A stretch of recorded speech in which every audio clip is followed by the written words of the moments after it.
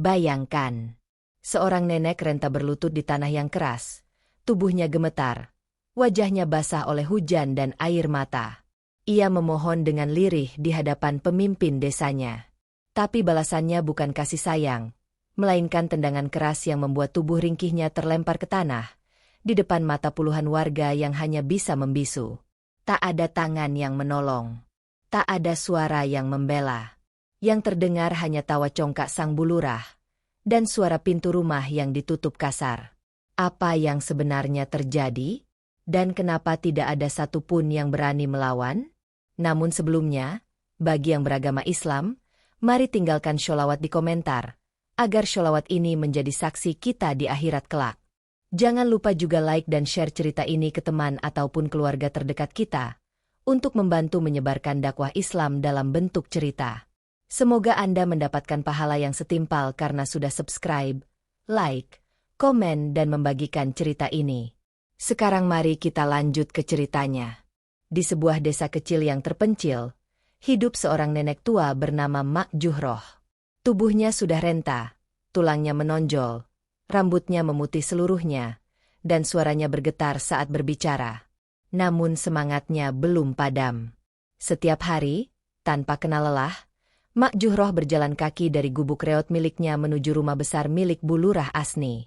Sudah hampir 2 bulan ini ia datang, berharap mendapat bantuan dari program pemerintah yang katanya diperuntukkan untuk rakyat miskin. Tapi tiap kali ia tiba, yang didapat hanya penolakan. Kadang gerbang rumah ditutup, kadang dia hanya berdiri di teras berjam-jam, menunggu seseorang yang tak pernah peduli. Hari itu hujan turun deras. Tapi Mak Juhroh tetap datang. Pakaiannya basah kuyup, sandal jepitnya licin oleh lumpur, dan napasnya terengah-engah. Dengan selembar plastik sebagai penutup kepala, ia berdiri gemetar di depan rumah Bulurah. Bu, Asni, saya cuma mau nanya, kapan bantuan itu bisa saya terima? Saya sudah nggak punya apa-apa lagi. Ucapnya lirih sambil mengetuk pintu gerbang besi. Beberapa warga yang sedang berlalu lalang mulai memperhatikan. Mereka tahu cerita Mak Juhroh. Semua tahu, tapi tak satu pun yang berani bicara. Karena di desa itu, kata-kata Bulurah adalah hukum. Dan siapapun yang melawannya, pasti akan disingkirkan secara perlahan. Tiba-tiba, pintu rumah besar itu terbuka. Dari baliknya muncul sosok Bulurah Asni. Wajahnya cantik tapi dingin. Bibirnya selalu mencibir. Matanya tajam penuh kesombongan. Ia melangkah ke depan, mengenakan daster sutra, dan di tangan kanannya memegang ponsel mahal. Apalagi kamu datang-datang terus kayak pengemis. Memalukan. Hardiknya dengan suara lantang. Mak Juhroh merapatkan kedua tangannya di depan dada. Ia berlutut di depan gerbang. Tak peduli tubuhnya basah dan kotor. Saya nggak punya siapa-siapa lagi. Bu, cuma mau makan 1 kali sehari aja saya susah. Tolonglah, kalau memang bantuan itu ada, saya cuma minta hak saya. Tapi detik berikutnya, yang terjadi sangat tak terduga. Bulurah melangkah cepat, dan tanpa ragu ia menendang dada Mak Juhroh dengan keras. Tubuh renta itu terhempas ke tanah. Kepalanya membentur paving basah. Hujan masih turun deras, dan darah mengalir dari pelipisnya. Semua warga yang melihat kejadian itu terdiam. Ada yang hendak menolong, tapi mundur saat Bulurah menatap tajam ke arah mereka. Pergi. Nggak ada bantuan apa-apa. Dan kalau kalian semua berani ikut campur, siap-siap kalian saya coret dari daftar warga. Teriaknya marah, lalu membanting pintu gerbang. Mak Juhroh tetap terbaring di tanah. Mulutnya bergetar menyebut nama Allah. Tangannya bergetar meraih tas kecil berisi KTP dan surat permohonan bantuan yang kini basah dan robek. Tak satu pun warga berani mendekat. Semuanya membisu. Hati mereka campur aduk antara iba dan takut. Tapi sejak saat itu, langit desa seakan berubah. Awan gelap mulai sering menggantung di atas rumah Bulurah. Dan tak ada yang tahu bahwa azab besar sedang menanti di tikungan waktu. Sejak hari itu, tubuh Mak Juhroh tak lagi kuat berdiri lama. Tapi tekadnya tidak mati. Setiap pagi ia tetap datang ke rumah Bulurah Asni, dengan langkah yang semakin goyah, membawa harapan yang digantungkan pada selembar kertas bertuliskan permohonan bantuan warga miskin. Ia tahu, pintu itu mungkin tak akan dibuka. Ia sadar, tak ada janji yang pernah ditepati. Tapi di lubuk hatinya yang paling dalam, ia masih percaya bahwa Allah tidak akan membiarkan hambanya yang lemah dibiarkan terus-menerus diinjak harga dirinya. Pagi itu, Mak Juhroh datang dengan pakaian yang sama, yang sudah lusuh dan berlubang di sana-sini. Kakinya penuh luka lecet, karena sandal jepitnya sudah putus sebelah. Ia berdiri mematung di depan gerbang besi hitam yang menjulang tinggi, gerbang rumah Bu Lurah Asni yang tak pernah ramah bagi rakyat kecil. Bu Asni, saya datang lagi. Kalau memang tidak bisa dikasih semua, setidaknya setengah saja, saya cuma butuh buat makan, Bu. Suara Mak Juhroh nyaris tenggelam oleh suara mesin mobil yang meraung dari dalam rumah. Sebuah mobil putih mengkilap melaju pelan dari dalam pekarangan, dan berhenti tepat di depan gerbang. Di balik kemudi, Bu Lurah Asni tampak sibuk dengan ponsel di tangannya. Ia menoleh sekilas ke arah Mak Juhroh, lalu melambaikan tangan ke salah satu petugas keamanan rumah. Singkirin dia. Jangan sampai dia berdiri di depan rumah saya lagi. Dia bawa-bawa aib di depan warga. Tanpa bicara, satpam itu berjalan pelan menghampiri Mak Juhroh, lalu mengangkat tangan seolah ingin memaksa nenek itu pergi. Tapi Mak Juhroh tetap berdiri di sana, tak bergeming. Matanya memancarkan keteguhan yang lahir dari penderitaan bertahun-tahun. Pak, saya cuma minta hak saya, bukan minta sedekah, itu bantuan dari negara, bukan dari kantong Bu Lurah. Saya cuma mau hidup, saya cuma. Braa. Gerbang besi itu ditutup keras. Mobil putih mengilap melaju dengan angkuh, meninggalkan debu dan luka yang baru di hati Mak Juhroh. Di sisi lain, beberapa warga memperhatikan dari kejauhan. Mereka tidak tahan melihat perlakuan itu. Tapi siapa yang berani melawan? Bu Lurah punya kuasa. Bahkan suaminya, yang dulu seorang ustaz di desa itu, telah lama meninggal dalam misteri. Sejak itu, Bu Lurah berubah jadi wanita yang penuh kuasa dan tak tersentuh. Salah satu warga, seorang pemuda bernama Rian, hanya bisa menggertakkan giginya. Kalau terus dibiarkan, kita semua bisa kelaparan. Bantuan itu harusnya buat warga, bukan buat beli mobil mewah. Tapi kata-kata itu hanya keluar lewat bisikan. Karena di desa itu, bisikan pun bisa jadi ancaman jika terdengar oleh telinga yang salah. Malamnya, Mak Juhroh duduk di tikar usangnya. Ia hanya makan nasi sisa kemarin, yang mulai basi. Di sebelahnya, lampu minyak kecil menyala redup.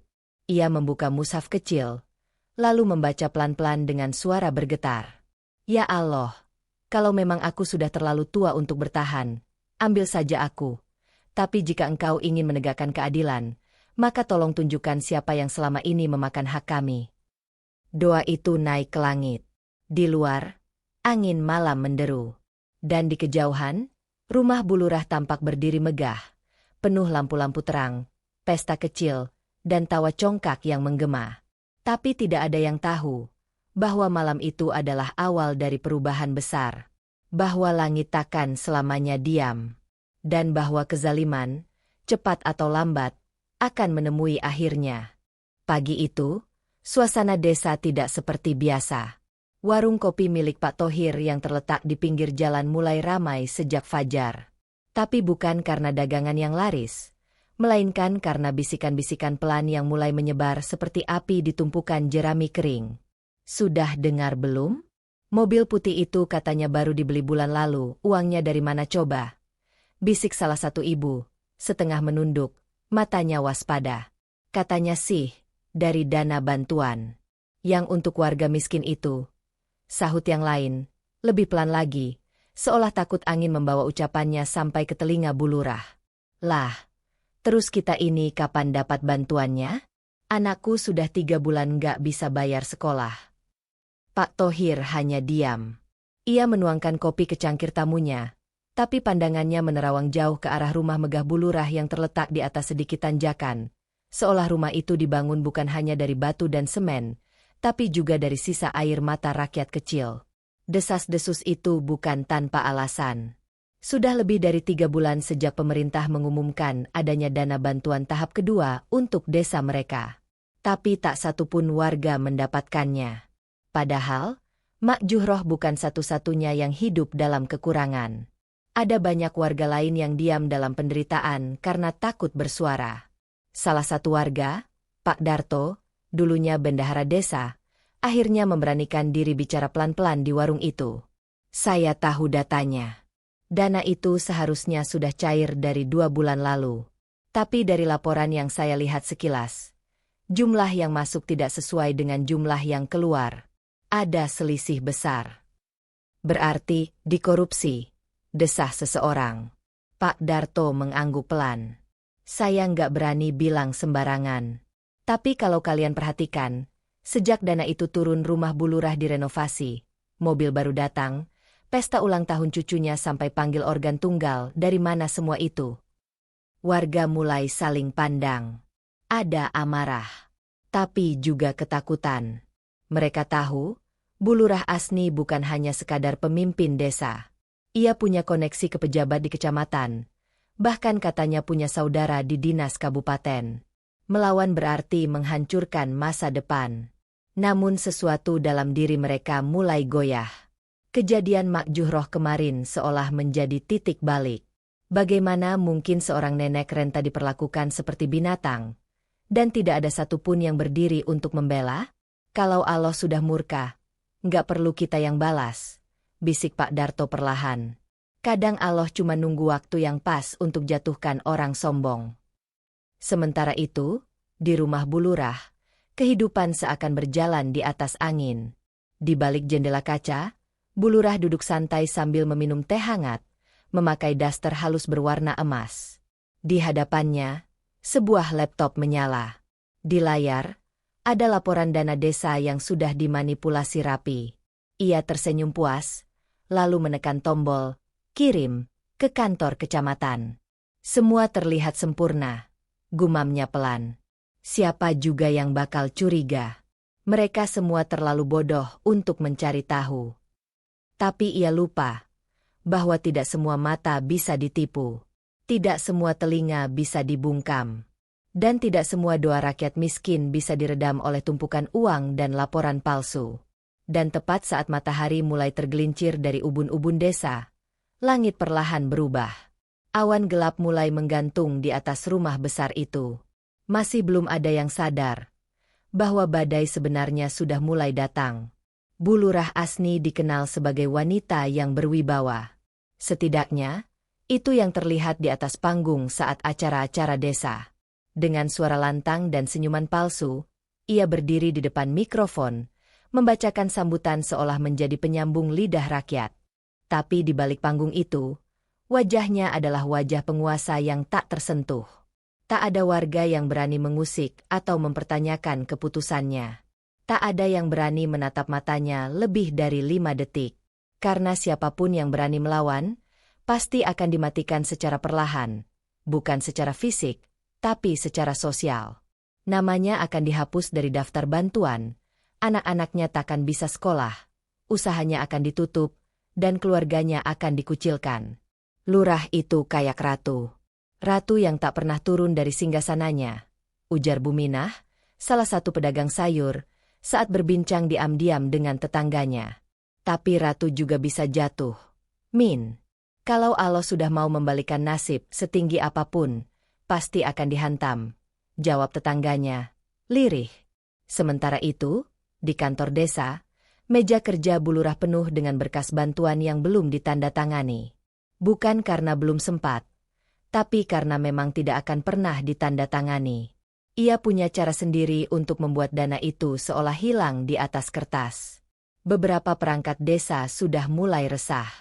Pak Darto, yang dulu diam, kini mulai sering menatap Bu Lurah dengan tatapan curiga. Tapi ia tahu, salah langkah sedikit, hidupnya bisa hancur. Suatu hari, datanglah seorang tamu dari kabupaten. Seorang petugas audit dari dinas sosial. Ia membawa dokumen lengkap tentang dana bantuan yang telah disalurkan dari pusat. Bu Lurah, kami hanya ingin mencocokkan data. Menurut catatan kami, Dana bantuan untuk tahap kedua dan ketiga sudah cair sejak awal tahun ini, ucap petugas itu sopan. Bu Lurah tersenyum tipis. Oh, tentu. Tapi mohon maaf. Datanya ada di komputer desa yang sedang rusak. Kami juga sedang rekap manual. Mungkin butuh waktu beberapa hari. Petugas itu mengangguk. Tapi dalam hatinya, ia sudah mencatat sesuatu yang mencurigakan. Begitu petugas itu pergi, Bu Lurah langsung menelpon seseorang. Halo, Mas Eko, ada tamu dari dinas tadi. Tolong atur supaya mereka nggak usik terlalu dalam. Kasih uang jalan, kalau perlu. Saya nggak mau masalah ini melebar. Di sudut desa, Mak Juhroh masih duduk di depan rumahnya yang nyaris roboh. Ia sudah tak sanggup lagi pergi ke rumah Bu Lurah. Kakinya luka, perutnya kosong, dan hatinya nyaris putus asa. Tapi ia terus membaca sholawat pelan-pelan, berharap Allah masih mau mendengarkan. Sementara warga desa, satu persatu mulai menyadari sesuatu yang mengerikan. Ternyata, mereka semua selama ini hidup dalam ketakutan. Bukan takut karena hukum, tapi karena kekuasaan yang dibungkus kemewahan. Dan kekuasaan itu kini tengah menikmati hasil dari penderitaan mereka. Namun sebagaimana malam tidak akan abadi, begitu pula kekuasaan zalim takkan bertahan selamanya. Di balik langit desa yang tenang, murka Allah sedang menunggu waktu untuk menggulung segalanya. Hujan turun pelan-pelan sore itu. Tidak deras, tapi cukup membuat jalan desa menjadi becek dan licin. Awan mendung bergelayut rendah, seolah menggambarkan suasana hati banyak warga yang sedang diliputi kegelisahan dan kemarahan yang terpendam. Di dalam gubuk reyot yang hanya berdinding anyaman bambu dan atap bocor, Mak Juhroh duduk memeluk lutut. Tikar usangnya sudah basah karena rembesan air hujan dari atap yang bolong. Satu-satunya sumber cahaya hanyalah pelita minyak kecil di sudut ruangan, berkelap-kelip seperti hendak padam. Perutnya kosong. Sudah 2 hari ia hanya minum air putih dan makan nasi kering bekas pemberian tetangga. Tapi bukan rasa lapar yang membuat dadanya sesak sore itu. Yang paling menyakitkan adalah perasaan dipermalukan, diinjak, dan diabaikan oleh manusia yang seharusnya melindungi. Tangannya gemetar membuka lembaran mushaf kecil yang sudah lusuh. Tinta di beberapa ayatnya mulai luntur terkena lembab. Tapi huruf-huruf Allah itu tetap ia genggam erat seolah menjadi satu-satunya pegangan hidupnya. Dengan suara lirih, ia mulai bersyalawat dan berdoa. Air matanya jatuh tanpa suara. Wajahnya menunduk dalam. Suaranya parau. Allah, kalau Engkau masih izinkan aku hidup, aku terima. Tapi jika memang dunia ini sudah terlalu kejam untuk orang sepertiku, ambil aku dalam keadaan husnul khotimah. Tapi ya Allah, jangan biarkan kezaliman ini terus menginjak kami. Jangan biarkan mereka tertawa di atas penderitaan kami. Jika mereka benar-benar mencuri hak kami, tunjukkan keadilan MU, ya Allah. Tangisnya pecah di antara gemericik hujan. Tak ada yang melihat, tak ada yang mendengar. Tapi langit selalu menjadi saksi doa yang keluar dari hati yang benar-benar remuk. Di waktu yang sama, di rumah besar di ujung desa, Bu Lurah duduk santai di ruang tengah. Ia sedang menerima tamu dari kota, seorang pria paruh baya berjas yang datang dengan proposal kerjasama untuk pengadaan fasilitas desa. Mereka tertawa, minum kopi mahal, dan membicarakan angka-angka besar yang tak pernah sampai ke tangan rakyat. Di meja tamu, tampak berkas-berkas dana bantuan dengan stempel palsu dan tanda tangan perangkat desa yang telah ditekan untuk ikut bermain. Kalau kerjasama ini jadi, saya bisa kasih jatah lebih besar buat ibu. Asal data laporannya disesuaikan, tentu saja, kata pria itu sambil tersenyum. Bu Lurah tertawa kecil, lalu menyalakan rokok tipisnya. Selama mereka diam, uang bisa terus mengalir, ucapnya ringan. Tawa mereka terdengar nyaring, seolah dunia milik mereka sepenuhnya. Tapi tanpa mereka sadari, hujan yang turun sore itu bukan sekadar hujan biasa. Itu adalah tangisan langit yang mencatat setiap perbuatan zalim yang selama ini ditutup dengan rapi. Dan di salah satu pojok langit, petir menyambar pelan. Tanda bahwa langit tak akan selamanya diam. Waktu sedang menulis akhir cerita. Dan cerita itu tidak akan ditulis oleh tangan manusia. Hari itu adalah hari pasar. Desa ramai sejak pagi. Warga lalu lalang dengan keranjang belanja. Sebagian menjajakan dagangan, sebagian lagi hanya mencari angin segar setelah seminggu bergelut dengan ladang dan dapur. Namun di tengah keramaian itu, Mak Juhroh kembali berjalan tertatih menuju rumah Bu Lurah. Meski kakinya sakit dan punggungnya makin membungkuk, ia tetap membawa harapan yang belum mati. Di tangannya tergenggam map plastik kecil berisi fotokopi KTP, kartu keluarga, dan surat permohonan yang sudah sobek di tepinya. Warga yang melihatnya hanya bisa terdiam. Ada yang menggeleng, ada yang memalingkan muka, ada pula yang menahan tangis. Mak Juhroh masih datang juga, astagfirullah. Tubuhnya makin kurus. Bisik Bu Lela, seorang pedagang tahu. Kalau bukan karena dia lapar, mana mungkin dia datang sejauh itu? Sahut tetangga lainnya pelan. Tak lama, Mak Juhroh tiba di depan gerbang rumah Bu Lurah. Napasnya terengah. Lututnya bergetar. Ia berdiri beberapa saat, lalu memberanikan diri menekan bel. Dari balik jendela kaca besar, Bu Lurah Asni sudah melihatnya. Ia melemparkan pandangan jijik, lalu membuka pintu dan berjalan cepat ke arah gerbang dengan tatapan penuh amarah. Masih saja datang. Sudah saya bilang, tidak ada bantuan untuk kamu, ngerti? Mak Juhroh tertegun. Tapi ia memberanikan diri, lalu perlahan turun berlutut di depan gerbang. Tangannya menengadah, bukan mengemis, tapi memohon hak. Bu, kalau memang bantuan itu tidak turun untuk saya, tolong tunjukkan surat resminya. Saya cuma ingin penjelasan.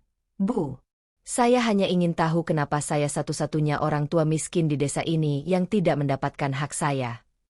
Beberapa warga yang sedang lewat berhenti. Mereka menyaksikan kejadian itu dari jauh, tidak berani mendekat, tapi tak sanggup berpaling.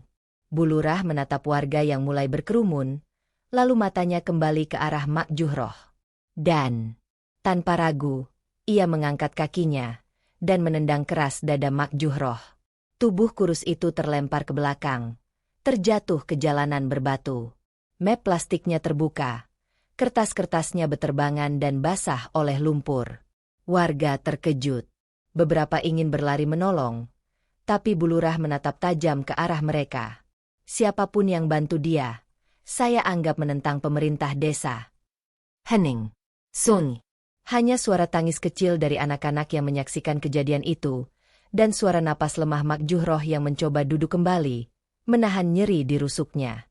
Ia tidak menangis, tapi wajahnya menunduk dalam. Seolah hatinya baru saja remuk untuk yang terakhir kali. Lalu pelan-pelan, dengan tangan yang gemetar, ia meraih lembaran kertas yang berserakan.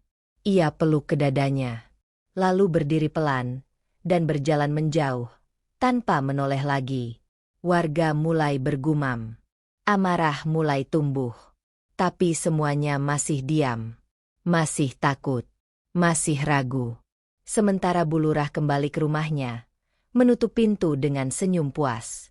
Baginya, hari itu adalah kemenangan. Ia tak tahu bahwa langit baru saja mencatat satu kesalahan besar yang takkan bisa dihapus. Dan bahwa waktu sudah mulai menghitung mundur. Sejak peristiwa itu, Mak Juhroh tak lagi terlihat di jalan desa. Biasanya, setiap pagi tubuh ringkihnya bisa ditemukan berjalan pelan menuju balai desa atau warung kecil di pojok pasar untuk membeli beras receh. Tapi kini, tak ada lagi suara langkah pelan yang tertatih.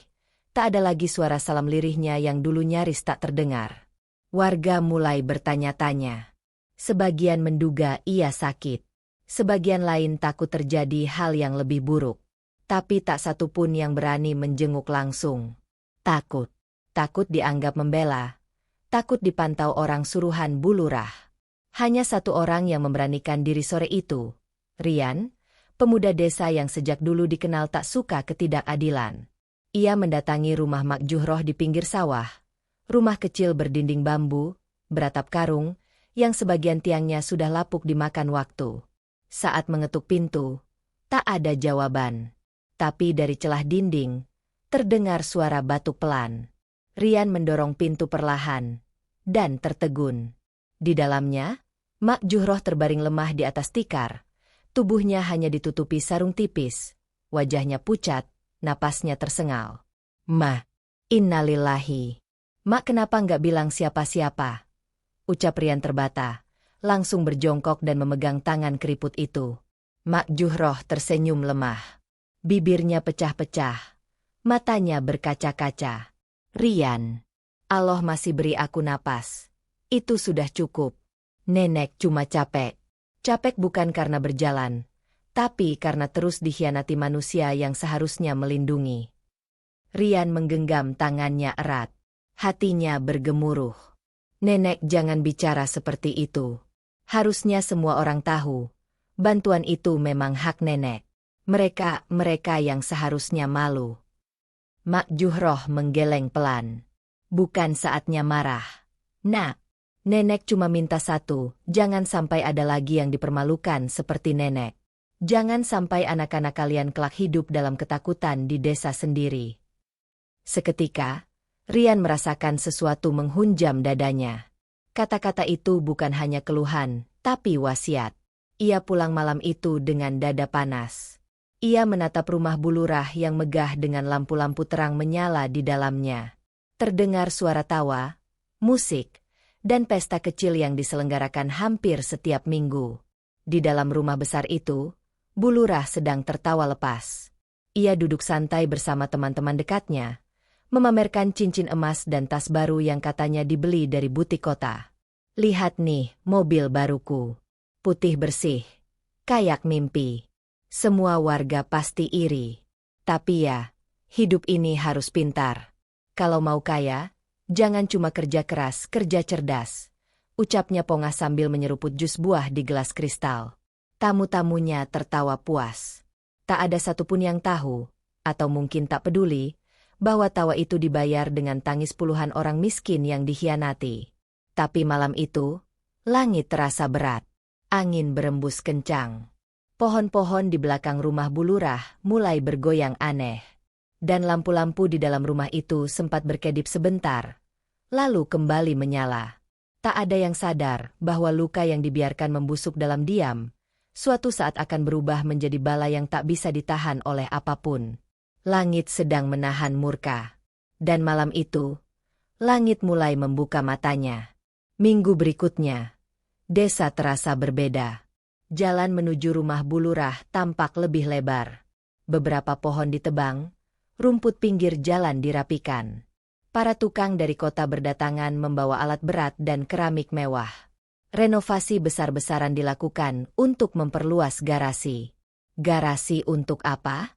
Untuk mobil baru bulurah, mobil putih mengkilap, merek asing yang selama ini hanya bisa dilihat warga lewat iklan televisi di warung kopi.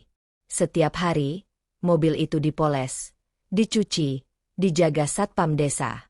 Bulurah sangat bangga. Ia sering menyetir sendiri keliling desa, hanya untuk memamerkan hartanya. Warga hanya bisa menatap, diam. Tapi dalam diam itu, kemarahan mulai tumbuh. Bukan hanya karena rasa iri, tapi karena mereka tahu mobil itu bukan dari kerja keras. Bukan dari bisnis halal. Tapi dari dana bantuan yang tidak pernah sampai ke tangan yang seharusnya. Pak Darto, yang dulu perangkat desa, kini makin gelisah. Malam-malam ia membuka kembali berkas lama, data rekening, dan surat pengantar dari dinas kabupaten. Ia mencocokkan tanggal pencairan dana dan pengeluaran resmi yang dilaporkan bulurah. Angkanya tidak masuk akal. Dana masuk 150 juta rupiah. Tapi yang dilaporkan keluar hanya 17 juta. Itu pun untuk kegiatan yang tidak pernah warga lihat. Dana pelatihan warga?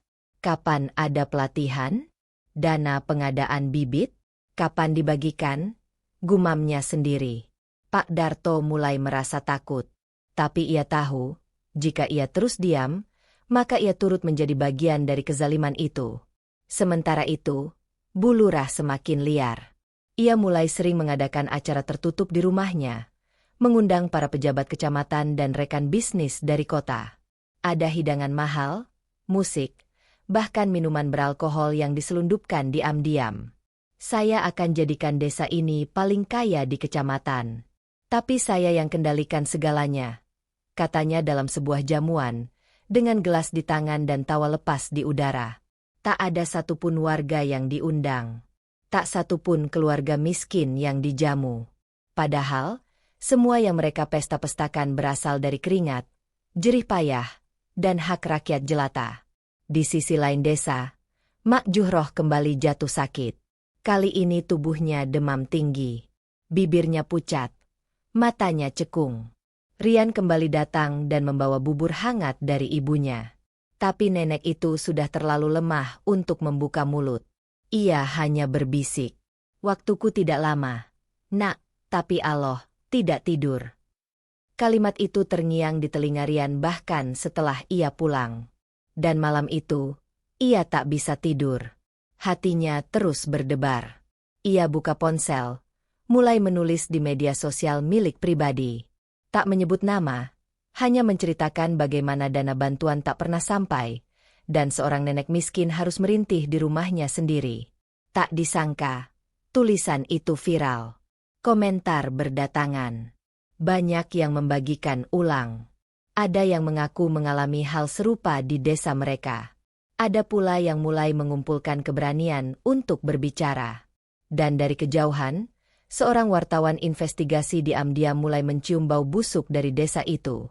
Bu Lurah belum tahu. Ia masih tertawa di balik kemewahan. Tapi di luar sana, dunia mulai membuka mata.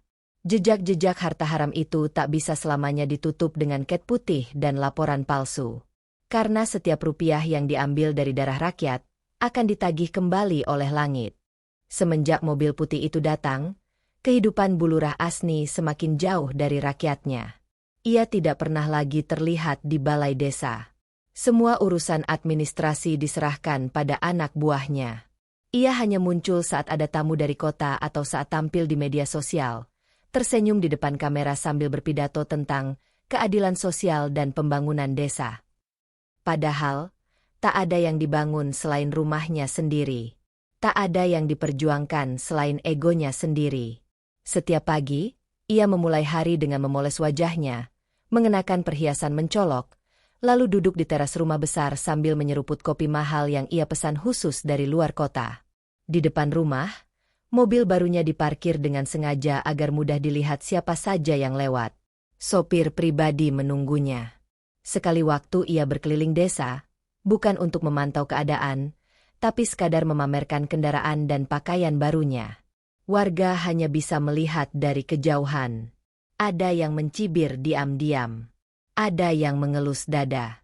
Tapi semua masih menyimpan rasa takut. Duit itu duit kita, bisik Pak Samin, petani tua yang kini tak mampu membeli pupuk karena janji bantuan tak kunjung datang. Iya, tapi siapa yang berani buktiin? Kita cuma bisa nyaksikan dia hidup di atas penderitaan kita, sahut temannya. Desa itu semakin suram. Bantuan sosial tak pernah turun. Pembangunan sawah gagal karena irigasi rusak. Anak-anak putus sekolah. Tapi di sisi lain, Bu Lurah terus berpesta, terus belanja online, dan bahkan mulai berencana membeli villa di luar kota. Ia bahkan pernah berujar dengan congkak di sebuah pesta terbatas. Rakyat itu terlalu polos. Mereka nggak ngerti apa-apa soal anggaran. Selama saya kasih senyum dan sabar, mereka tetap diam. Namun malam itu, di luar dugaan, ada seseorang dari luar desa yang datang. Wartawan dari kota yang membaca unggahan Rian diam-diam menyamar sebagai mahasiswa yang sedang meneliti kehidupan desa. Ia menyapa warga satu persatu, menggali data, mencatat nama-nama, dan merekam suara-suara yang selama ini terbungkam oleh takut. Di warung kopi, ia mendengar langsung kisah Pak Darto. Di pasar, ia mencatat daftar warga miskin yang belum pernah menerima bantuan. Di rumah Rian, ia menyaksikan sendiri kondisi Mak Juhroh yang semakin kritis. Ini bukan sekadar korupsi biasa, ini soal nyawa yang dirampas secara pelan-pelan, ucap wartawan itu lirih. Rian mengangguk. Tapi semua orang takut. Kami perlu bukti nyata, bukan sekadar cerita. Wartawan itu pun mulai menyusun langkah. Ia pasang kamera tersembunyi di balai desa. Ia menyusup ke acara pribadi Bu Lurah. Ia memotret dokumen-dokumen yang tidak pernah dilaporkan. Dan perlahan, kepingan demi kepingan bukti mulai terkumpul. Tapi saat itu, Bu Lurah tak tahu apa-apa. Ia masih duduk di sofa empuknya, memeluk tas baru, tertawa keras di depan kaca. Mobil ini, hidup ini, semuanya milik aku. Semua aku atur. Dan mereka, hanya semut-semut kecil yang terlalu takut untuk melawan. Namun ia lupa. Semut kecil jika diinjak terus, bisa menggigit balik. Dan hidup dari uang yang mengalirkan air mata, takkan pernah menjadi hidup yang damai. Langkah azab sudah semakin dekat. Dan suara tangis yang dulu tak didengar, kini sudah berubah menjadi badai yang tak bisa dihentikan. Malam itu sunyi. Angin bertiup lembut menyapu sawah dan pepohonan yang berdiri lesu di pinggir desa. Langit berwarna kelabu. Tak ada bintang. Hanya bulan yang menggantung pucat di balik awan gelap. Di rumah reot yang hampir roboh, Mak Juhroh berbaring dengan mata terbuka. Nafasnya kini hanya terdengar sebagai bisikan. Dada tuanya naik turun pelan, seakan setiap hela napas adalah perjuangan panjang. Rian duduk di sampingnya, menggenggam tangannya erat. Tangannya sendiri bergetar. Ia ingin menangis, tapi ditahannya. Di ujung ruangan, ibunya menggiling obat dengan air hangat.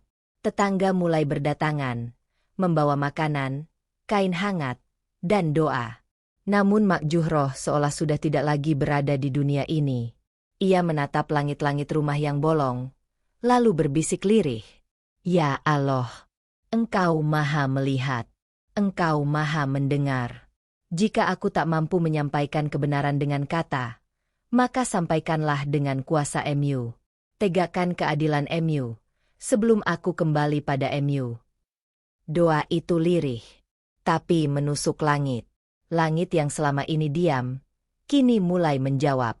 Malam itu, awan hitam mulai menebal. Angin berdesir tajam. Pepohonan mulai berayun keras, dan suara petir terdengar jauh di barat. Sementara itu, di rumah besar Bu Lurah, pesta kecil sedang digelar. Ia merayakan keberhasilan proyek fiktif yang katanya disetujui dinas kabupaten. Di halaman depan, mobil mewahnya dipajang. Lampunya masih menyala terang, menyorot langit malam seolah menantang dunia. Ini belum puncaknya. Aku akan naik lebih tinggi. Dan mereka semua akan tetap di bawah, ucap Bu Lurah pada sahabatnya sambil tertawa lantang. Tak ada yang tahu bahwa malam itu adalah malam terakhir bagi ketenangan yang ia miliki. Di sisi lain, wartawan dari kota telah menyiapkan semua rekaman. Ia kirimkan dokumen-dokumen yang dikumpulkannya ke beberapa media besar. Suara desa kecil itu siap mengguncang dunia luar. Dan di balai desa, Pak Darto duduk sendiri. Ia baru saja selesai menulis surat pengunduran diri. Hatinya tak sanggup lagi melihat kezaliman dibiarkan. Tapi sebelum ia pulang, ia bersujud sekali lagi, memohon agar Allah menunjukkan kebenaran dengan caranya. Pagi berikutnya, sebuah berita kecil mulai muncul di media online. Dugaan korupsi dana bantuan oleh oknum perangkat desa. Bukti video beredar. Namun Bu Lurah belum sempat melihat berita itu. Pagi itu ia terburu-buru naik ke mobilnya. Ia hendak pergi ke kota, menyambut undangan pejabat tinggi yang katanya akan membuka jalan bagi ambisinya maju ke tingkat kabupaten. Jangan ada yang ganggu aku hari ini, teriaknya pada asisten rumah tangganya. Ia menginjak gas keras. Mobil melaju kencang keluar halaman, membelah jalan desa yang becek dan berliku. Angin berhembus semakin kencang. Langit gelap masih menggantung. Tapi ia tak peduli. Ia tak tahu bahwa pagi itu bukan pagi kemenangan. Pagi itu adalah saat di mana setiap doa yang pernah dipanjatkan dari tubuh renta Mak Juhroh mulai dijawab oleh langit. Mobil putih Bu Lurah melaju kencang di jalan sempit berkelok menuju kota. Hujan gerimis mulai turun membasahi kaca depan, namun ia tetap menekan pedal gas tanpa ragu. Musik dari dalam mobil berdentum pelan, suara penyanyi ibu kota mengalun, seolah menambah kesombongan di balik setir. Pikirannya melayang pada proposal besar yang akan ia presentasikan hari itu. Sebuah proyek fiktif atas nama pengembangan desa.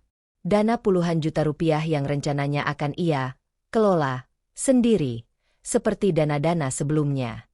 Namun langit pagi itu tidak ramah. Awan menggulung seperti amarah yang disimpan terlalu lama. Petir menyambar samar di kejauhan, dan angin berdesir dengan suara aneh, seperti bisikan. Tapi Bu Lurah tidak peduli. Ia menyalakan wiper dan membetulkan posisi kaca spion sambil mengomel sendiri. Badai apapun gak akan ganggu rencana besar hari ini. Ia bahkan sempat berhenti sejenak di tikungan atas bukit, menyalakan lampu hazard dan mengambil swafoto dengan latar awan kelabu di belakangnya. Ia unggah ke media sosial dengan caption, "Menuju cita-cita besar. Siap jadi pemimpin yang lebih tinggi."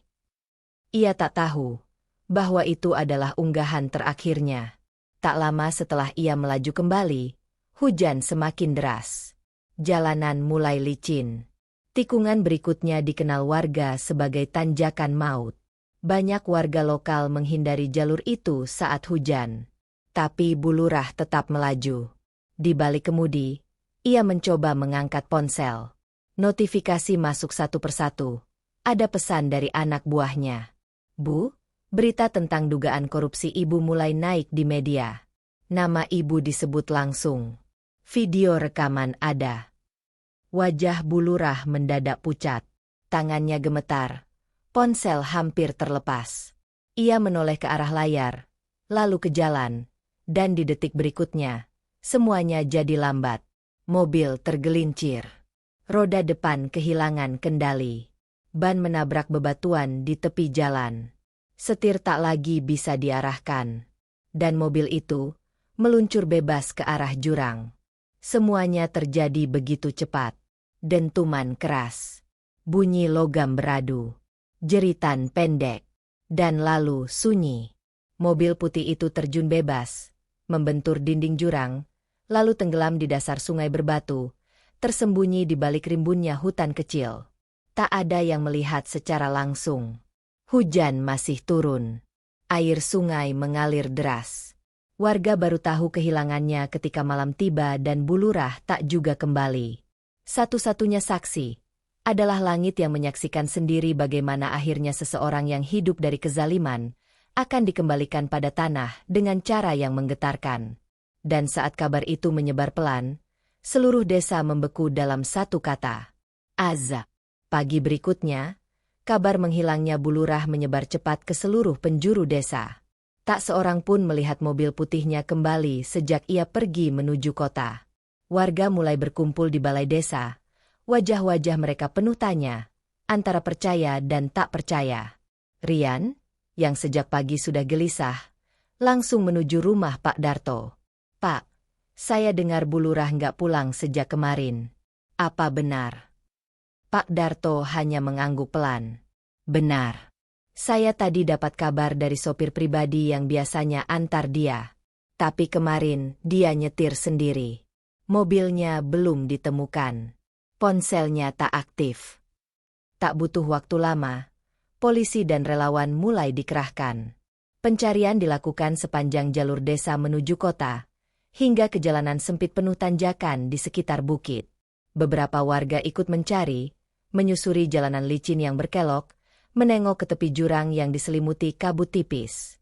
Hingga akhirnya, seseorang berteriak dari bawah tebing. Ada mobil di dasar sungai. Warga berlarian. Polisi langsung mengevakuasi. Mereka menuruni lereng curam, dan di sana, di balik semak belukar dan bebatuan licin, terlihat bangkai mobil putih ringsek, tersangkut di antara batu besar dan arus sungai deras. Logo desa di plat nomornya masih terlihat samar. Warna catnya memudar. Kacanya pecah. Bagian depannya hancur total. Tapi tak ada satupun tanda kehidupan. Butuh waktu hampir 1 hari penuh untuk mengevakuasi mobil itu ke atas. Dan saat pintu depan berhasil dibuka, bau busuk langsung menyembur. Tubuh Bu Lurah ditemukan dalam keadaan mengenaskan. Wajahnya sulit dikenali. Tubuhnya sudah membengkak, sebagian mulai membusuk, karena terendam air sungai selama berhari-hari. Warga yang melihat langsung menutup mulut, ada yang memalingkan wajah, ada pula yang beristighfar lirih. Innalillahi wa inna ilaihi roji'un, ucap salah satu warga pelan. Tak ada upacara mewah, tak ada peti indah. Jasad itu dibungkus plastik tebal dan dibawa pulang dengan ambulans sederhana. Rumah megahnya yang biasanya terang dan ramai, kini sunyi bagai kuburan. Ironis. Dulu ia tertawa di sana. Kini jasadnya kembali dalam diam. Pak Darto hanya menatap jauh dari balik kaca balai desa. Di sampingnya, Rian menggenggam map berisi laporan yang sudah ia siapkan untuk wartawan dan pihak berwenang. Kalau bukan karena Allah, siapa lagi yang bisa bikin ini semua terjadi? Gumam Rian. Pak Darto mengangguk. Allah mendengar doa orang-orang yang tertindas. Mungkin bukan saat itu juga, tapi pasti dijawab dengan cara yang tidak disangka-sangka. Dan di sudut rumah reot yang sudah mulai rapuh, Mak Juhroh menangis sendirian. Tapi kali ini bukan karena lapar atau sakit, tapi karena akhirnya ia tahu, langit tak pernah tidur. Langit memang diam. Tapi diamnya bukan berarti lupa. Diamnya adalah tanda bahwa azab sedang disiapkan. Hari-hari setelah evakuasi itu berubah menjadi sunyi di seluruh desa. Rumah megah Bulurah, yang dulunya penuh cahaya, kini gelap dan terkunci rapat. Tak ada lagi tawa yang menggema. Tak ada lagi suara musik dari pesta-pesta mewahnya. Yang tersisa hanya rangkaian bunga layu di depan pintu. Karangan bela sungkawa yang datang bukan karena cinta, tapi karena tak enak hati. Warga datang bukan untuk mendoakan, tapi karena ingin melihat langsung, seperti apa akhir dari seseorang yang selama ini mereka takutkan, tapi juga mereka benci. Jasad Bulurah dimakamkan tanpa upacara. Tak ada iring-iringan panjang. Tak ada pejabat dari kabupaten yang hadir. Semuanya mendadak menjauh. Bahkan keluarganya sendiri memilih bungkam dan menutup diri dari media. Yang mengurus jasad itu hanyalah 2 orang petugas ambulans, 1 ustaz desa, dan seorang tukang gali kubur. Semua dilakukan cepat dan sunyi. Dan anehnya, sejak malam setelah jenazahnya dimakamkan, warga sekitar mulai merasa tidak tenang. Ada suara mesin mobil yang terdengar samar di malam hari, padahal jalanan sunyi. Ada yang mendengar tawa perempuan, lirih tapi dingin, dari arah bukit. Bahkan anak kecil tetangga Mak Juhroh mengaku melihat mobil putih rusak, berhenti di depan rumahnya tengah malam lalu hilang saat ia mengintip. Buminah, salah satu warga, bahkan sempat bermimpi didatangi sosok wanita berambut panjang dengan wajah rusak. Dalam mimpi itu, wanita itu berteriak, "Itu hak aku. Semua milik aku. Kenapa kalian ambil balik?" Warga mulai ketakutan. Mereka berkumpul di masjid, membaca Yasin bersama. Bukan hanya untuk almarhumah, tapi juga sebagai permohonan perlindungan dari hal-hal yang tak terlihat. Di sisi lain, kabar tentang korupsi dana desa kini sudah tersebar luas. Wartawan dari kota menayangkan investigasi khusus tentang penyalahgunaan dana bantuan oleh oknum kepala desa. Video Bulurah sedang tertawa di pesta, rekaman warga yang bersaksi, hingga kondisi rumah Mak Juhroh ditampilkan di layar kaca nasional. Netizen ramai mengecam. Pejabat kabupaten mulai menyelidiki.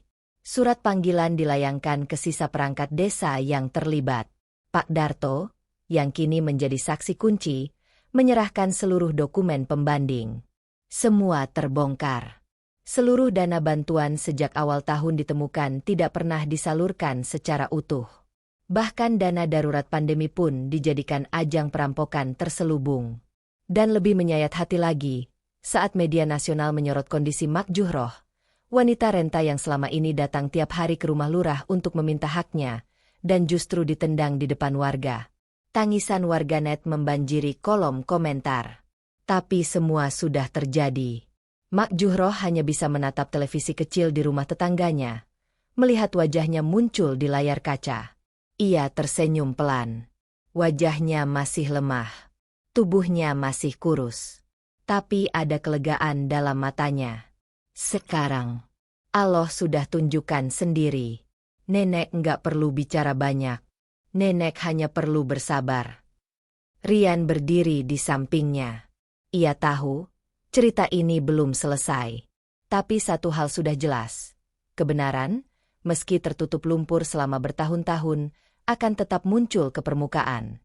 Dan jasad yang ditemukan seminggu kemudian di dasar sungai itu adalah bukti bahwa azab bukan hanya mitos. Ia nyata. Datangnya lambat, tapi pasti. Setelah pemakaman Bulurah, suasana desa tidak pernah lagi sama. Rasa takut yang selama ini mencengkeram hati warga mulai mengendur, digantikan oleh kelegaan yang tak bisa diucapkan dengan kata-kata. Warga mulai saling berani bercerita. Mulut-mulut yang dulu terkunci, kini terbuka. Mereka berkumpul di warung Pak Thohir, di musola kecil, di pelataran rumah masing-masing, membicarakan semua ketidakadilan yang selama ini mereka simpan sendiri-sendiri. Aku dulu pernah diminta setor 500.000 supaya masuk daftar bantuan, ujar seorang ibu muda. Aku disuruh tanda tangan penerimaan sembako, padahal nggak pernah dapat apa-apa, timpal seorang bapak tua. Cerita demi cerita muncul. Bukan lagi bisikan, tapi suara lantang dari luka yang sudah terlalu lama dipendam. Dan dari luka itu, lahirlah keberanian. Pak Darto kini dipercaya sebagai ketua sementara tim audit internal desa. Ia bersama Rian dan beberapa warga jujur mulai menyisir kembali semua laporan keuangan dan bantuan sosial. Dokumen palsu dimusnahkan, bukti kejahatan diserahkan ke pihak berwenang. Hasilnya mengejutkan. Lebih dari 400 juta rupiah dana bantuan selama 2 tahun terakhir tidak sampai ke warga. Semuanya dilaporkan fiktif. Digunakan untuk renovasi pribadi, belanja barang mewah, bahkan perjalanan wisata atas nama rapat koordinasi. Kejadian itu bukan hanya membuka mata warga, tapi juga membuat desa lain di sekitar mulai berani bersuara. Kasus Bulurah Asni menjadi pembuka gerbang keadilan yang selama ini terkunci rapat oleh rasa takut dan tekanan kekuasaan. Sementara itu, rumah mewah milik Bulurah kini kosong. Tanpa lampu, tanpa suara. Dinding-dindingnya ditumbuhi jamur. Tanaman hiasnya mati satu persatu. Beberapa warga mengaku melihat sosok perempuan berdiri di jendela malam hari. Ada juga yang mendengar suara pintu dibanting. Padahal rumah itu sudah tak berpenghuni. Anak-anak desa tidak berani bermain di sekitar halaman rumah itu. Itu rumah yang dibangun dari air mata rakyat. Nggak akan pernah bisa tenang, kata salah satu warga tua sambil menatap halaman kosong yang dulu selalu dipenuhi mobil dan tawa angkuh. Di sisi lain, Mak Juhroh kini dirawat oleh warga secara bergiliran. Makanan dikirimkan setiap pagi. Tikar dan bantalnya diganti baru. Bahkan beberapa pemuda desa gotong royong memperbaiki atap rumahnya yang bocor. Di sela sakitnya, Mak Juhroh menangis lagi, tapi kali ini bukan karena sedih. Allah memang maha tahu, Nak, ucapnya pada Rian yang menemaninya duduk di serambi rumah.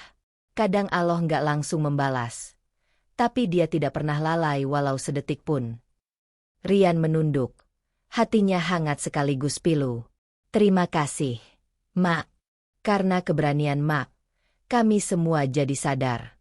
Kalau kita diam, kezaliman akan terus tumbuh. Hari itu langit cerah. Awan berarak pelan. Angin berembus lembut. Tak ada suara gaduh. Tak ada kesombongan yang tersisa. Hanya suara burung dan langkah-langkah ringan warga yang kini berjalan dengan dada tegak. Karena kini mereka tahu, tak ada kekuasaan yang abadi. Dan tak ada kejahatan yang akan selamanya tersembunyi. 1 bulan telah berlalu sejak jasad Bulurah ditemukan di dasar sungai. Desa yang dulu terbungkam oleh kekuasaan kini mulai berbenah. Pelan-pelan, kehidupan baru tumbuh dari reruntuhan luka dan ketakutan. Balai desa kini dipenuhi warga setiap pekan. Bukan untuk meminta bantuan, tapi untuk rapat bersama. Semua keputusan kini dibuat transparan. Setiap rupiah yang masuk dan keluar diumumkan terbuka. Tidak ada lagi yang disembunyikan. Tidak ada lagi yang disuap. Rian dipilih sebagai ketua pemuda. Ia memimpin program gotong royong memperbaiki jalan desa, menghidupkan kembali irigasi sawah, dan membuat dapur umum bagi para lansia. Pak Darto tetap menjalankan amanah sebagai pengawas keuangan sementara. Dengan wajah tenang dan senyum yang tulus, ia menyusun ulang semua laporan dengan jujur dan rapi. Dan rumah mewah peninggalan Bu Lurah Asni, atas kesepakatan warga dan izin dari pemerintah kabupaten, rumah itu kini diubah menjadi pos kesejahteraan sosial desa. Isinya bukan lagi perhiasan dan pesta, tapi gudang sembako, alat bantu lansia, dan ruang belajar untuk anak-anak. Nama, Bu Lurah Asni, tak lagi disebut dengan hormat. Ia menjadi simbol dari apa yang tidak boleh terulang, kekuasaan yang dipakai untuk menindas, bukan melindungi. Mak Juhroh kini sudah bisa tersenyum. Tubuhnya masih lemah, tapi semangatnya menyala. Ia duduk di kursi bambu kecil di depan rumah yang kini dicat ulang oleh warga, menikmati semilir angin sore dan senyum tetangga yang silih berganti datang menjenguk. Di tangannya masih tergenggam mushaf kecil yang dulu ia peluk saat hujan turun deras dan tubuhnya penuh luka. Allah tidak pernah tidur, katanya lirih. Dan doa dari orang teraniaya akan selalu naik, dan takkan pernah kembali sebelum dikabulkan. Kisah ini menjadi pengingat bagi seluruh warga desa, dan juga kita semua, bahwa ketika kekuasaan hanya digunakan untuk menumpuk harta dan memupuk kesombongan, maka cepat atau lambat langit akan menggulung semuanya. Karena tidak ada singgasana yang lebih tinggi dari keadilan Allah. Dan tidak ada kekayaan yang lebih mulia dari hati yang bersih. Maka apakah mereka merasa aman dari azab Allah yang datang secara tiba-tiba pada waktu malam ketika mereka sedang tidur? Quran Surat Al-A'raf 97.